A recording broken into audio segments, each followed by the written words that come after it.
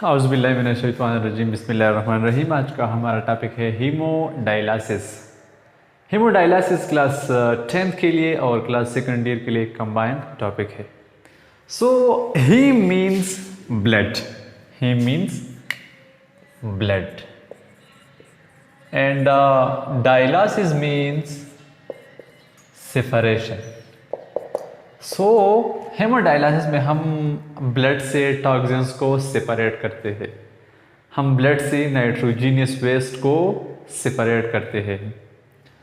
So the process of cleaning of blood through a machine we call the hemodialysis. एक ऐसा तकनीक है जिसमें हम मशीन के ज़रिए ह्यूमन ब्लड से नाइट्रोजीनियस वेस्ट को रिमूव करते हैं, और ये हम तब परफॉर्म करते हैं जब इंसान की किडनीज फेल हो जाए, यानी it is the treatment of renal failure. हमने रीनल फेलियर पे ऑलरेडी क्लास ली है, आप इसे देख सकते हैं। सो अगर किडनीज डैमेज है, दोनों किडनीज डैमेज है, तो फिर हम करवाते हैं हेमोडायलिसिस। इस बिफोर स्टार्टिंग हेमोडायलिसिस, इसका प्रोसीजर से पहले मैं आपको ये बताऊं कि क्या करना चाहिए हेमोडायलिसिस के लिए। पहले हमें एवी ग्राफ्ट बनाना चाहिए, एवी ग्राफ्ट। एट्रियो, ये आर्टरी है, V for venous and graft, AV graft. ये है vascular access site, vascular access site. ये आम है, इसमें हम लोकल एनेस्थीसिया देके, ये वेन हो गया हमारे साथ, और ये मिसाल के तौर पे हो गया आर्टरी। इसको हम सेपरेट करेंगे पहले, हम या तो हम आम में करते या तो हम ये नेक में भी कर सकते हैं। सो पहले हमें एवी ग्राफ्ट बनाना चाहिए, जैसा कि हम कैनोला फिट करते हैं किसी वेन में, इसी तरह हम एवी ग्राफ्ट बनाते हैं ताकि हमें बार बार तकलीफ ना हो। ठीक है। सो एवी ग्राफ्ट के बाद प्रोसीजर कुछ ये होगी। ये है पेशेंट आर्म, ये है पेशेंट आर्म, पीटी मैंने शर्ट पेशेंट के लिए लिख दी।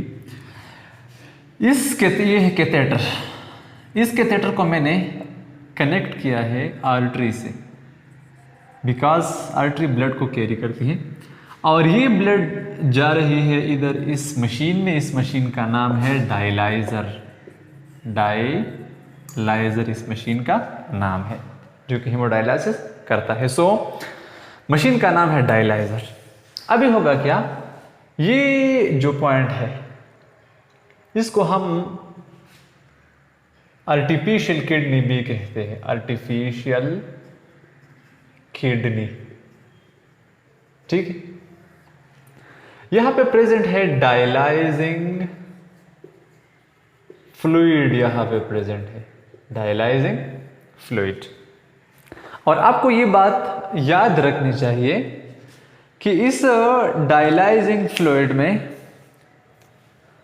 सेम कंपोजिशन है as a blood, similar to the composition of blood.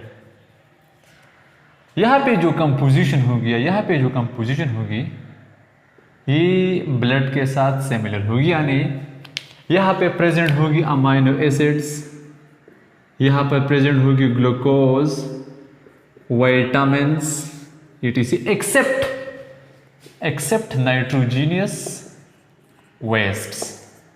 इस डायलाइजिंग फ्लूइड में जो ब्लड में इलेक्ट्रोलाइट्स है, जो विटामिन्स है, जो हार्मोन्स है, जो अमाइनो एसिड है, यहाँ पे भी प्रेजेंट होंगे सेम अमाउंट में। जितने ब्लड में है उतने ही अमाउंट में ब्लड में भी, यहाँ पे डायलाइजिंग फ्लूइड में भी ये प्रेजेंट होगी, एक्सेप्ट नाइट्रोजीनियस वेस्ट। यहाँ पे मिसाल के तौर पे देयर इज नो यूरिया। ठीक है। यहाँ पे हाइड्रोजन आयन भी कम होंगे और पोटेशियम आयन भी कम होंगे यहाँ पे। सो इस चैम्बर से अगर ब्लड गुजरती है तो may be it make clots, क्योंकि जब खून वेन से बाहर या जिस्म से बाहर निकलते तो ये क्लॉट हो जाती है।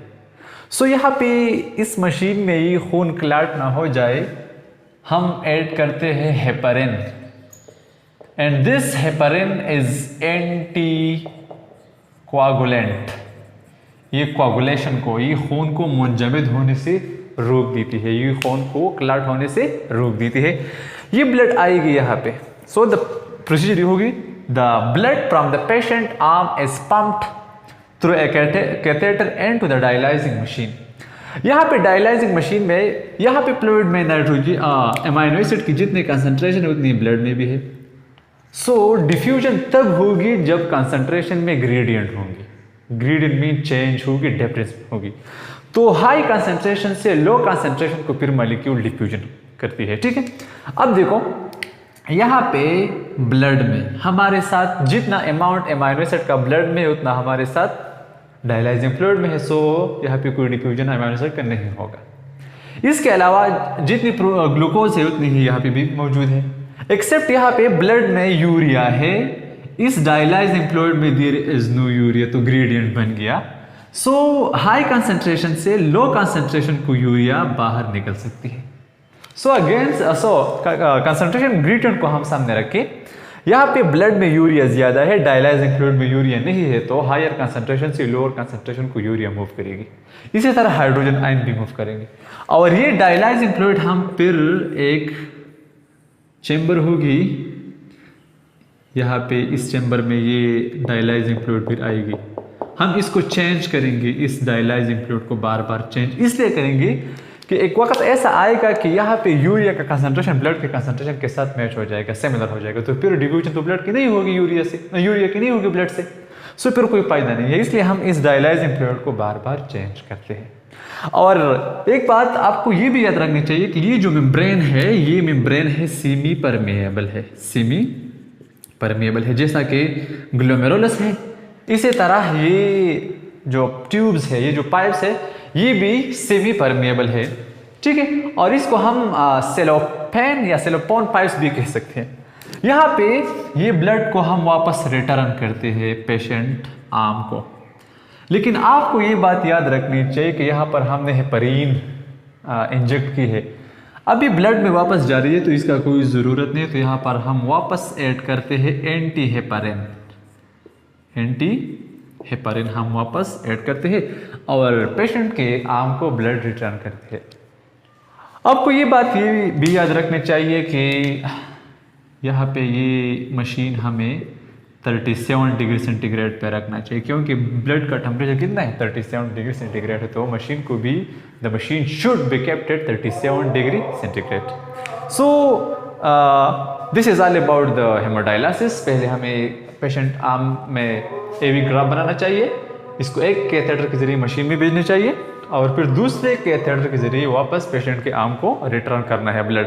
बाद स्टूडेंट्स ये क्वेश्चन बार बार पूछते हैं कि आफ्टर डायलिसिस पेशेंट एनेमिक क्यों होता है। एनेमिक मीन इसमें ब्लड की डिफिशियंसी, इसमें आरबीसी की डिफिशियंसी आती है। सो आप ये बात याद रखनी है, मशीन है, किडनी नहीं है, ये आर्टिफिशियल किडनी है। किडनी आस्मो रेगुलेशन के अलावा और भी बहुत से काम करते हैं। मिसाल के तौर पे एरिथ्रोपोएटिन एक प्रोटीन है जो कि एरिथ्रोपोएटिन केमिकल है जो कि किडनी से निकलती है, और वो एरिथ्रोपोएटिन आरबीसी की मैच्योरेशन करती है। अगर किडनी नहीं है तो एरिथ्रोपोएटिन नहीं है, तो आरबीसी मैच्योरेशन, तो आरबीसी की मैच्योरेशन नहीं होगी तो ज़रूर एनीमिया होगी, ठीक है। So this is all about the hemodialysis. इंशाअल्लाह ताला नेक्स्ट क्लास होगा पेरिटोनियल डायलिसिस पे, और फिर होगी किडनी ट्रांसप्लांटेशन और थर्मो रेगुलेशन इस चैप्टर की लास्ट आपकी। थैंक यू सो मच, अल्लाह हाफिज़।